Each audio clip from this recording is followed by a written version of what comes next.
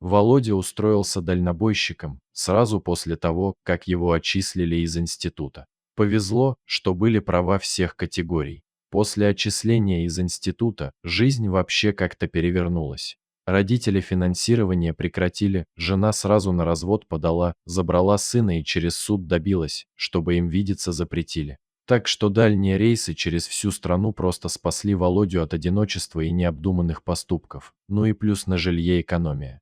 Кабина родного КамАЗа теперь для него стала домом. Вот так может перевернуться жизнь человека, просто из-за несданного экзамена по предмету, который в принципе ни в жизни, ни в работе никому никогда не пригождался. Однако это был не последний сюрприз, который Володе приготовила судьба на жизненном пути. Ехал он по трассе, ничего не подозревая, и вдруг пробка, прямо как в городе.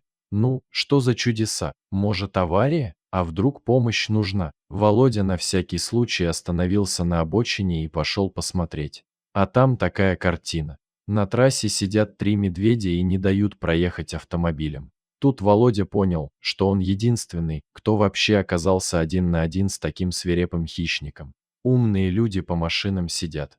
Ну а он же дальнобойщик, ему же больше всех надо. Володька в принципе был не из робких. Один на один он бы и против медведя пошел, но тут их трое. Невольно парень начал озираться и искать пути отхода. Медведь, если побежит, то Володя ни за что на свете не успеет до своей машины добежать, а там еще дверь открыть надо. Смотрит парень, а люди в машинах ему на медведей показывают, руками машут. Он присмотрелся, а у одного в пасти младенец. Володя чуть сознание не потерял. Как раз таким в последний раз он своего сынишку видел. Непонятно было, что медведь с ребенком делает. То положит, то в пасть возьмет. И где он раздобыл его посреди тайги? Тут Володя сам рассвирепел и кинулся прямо на хищников. От поведения парня струхнули сразу 3 медведя. Подскочили и побежали в тайгу, откуда и пришли. Ребеночка с собой забрали. Володька в ярости за ними. Он только тут и понял, что медведи не испугались его, а ведут к тому месту, где ребенка взяли. Прямо в лесу лежала девушка. Она была без сознания. По одежде было ясно, что девушка из мест лишения свободы. Ну, явно она беглая, подумал Володя. Если освобождаются, то робу оставляют там же. Примета плохая, что-то с собой из тюрьмы выносить, да и женщина все-таки.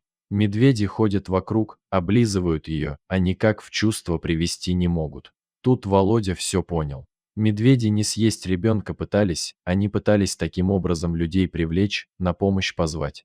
Видимо, девушка родила в лесу. Наверное, избежала для того, чтобы ребенка не в тюрьме родить. Кому потом с такой судьбой жить захочется? С детства клеймо. Ребенок должен на свободе родиться, а рода бедолагу застали в пути. А тут медведи нашли ее. Вот ведь как бывает, люди не помогают, а звери дикие на помощь приходят. Володя принялся девушку в чувство приводить. Медведи поняли, что добились своего, оставили младенца и удалились. Девушка медленно, но пришла в себя. Огляделась, испугалась сначала, но Володя ее успокоил. Они вместе осмотрели малыша.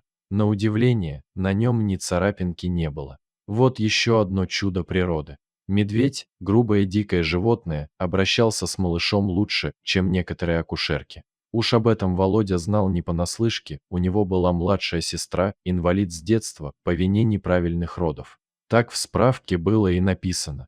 А на деле пьяная акушерка просто уронила ребенка на пол, вот вам и платный роддом. Как оказалось, девушку звали Катя, и она действительно сбежала из колонии. Только в обморок она упала не от родов, а от страха, когда на ее крики из тайги вышли 3 медведя. Она же не знала, что они ее ангелы-хранители и спасут ее и малыша, да еще и такого парня хорошего приведут.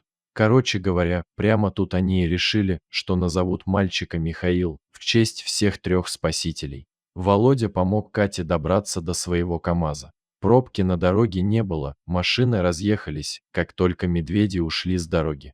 Трасса была уже совершенно пустая, так что их никто не видел. Катя и Миша колесили с Володей по стране в его кабине. Конечно, у молодых людей вспыхнули чувства. И что было делать? Катя была беглая, Володя не мог ее сдать, потому что любил.